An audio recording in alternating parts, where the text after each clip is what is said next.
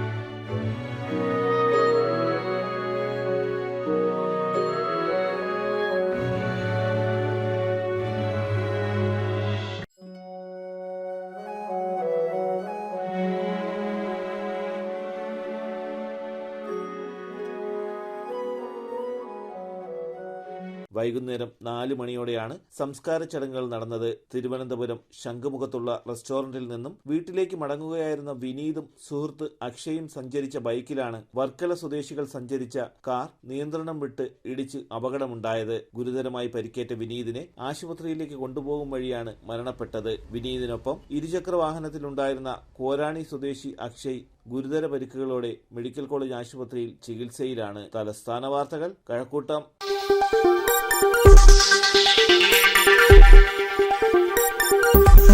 ഈ വാർത്തകൾ നിങ്ങൾക്കായി അവതരിപ്പിച്ചത്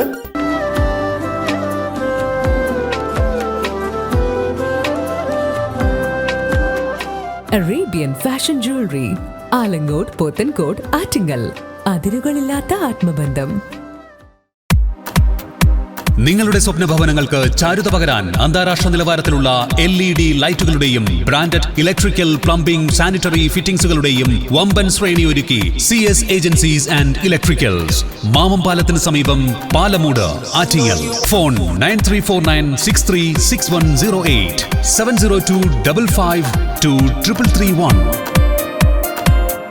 CS ഏജൻസീസ് ആൻഡ് ഇലക്ട്രിക്കൽസ്, മാമംപാലത്തിന് സമീപം, പാലമൂട്, ആറ്റിങ്ങൽ.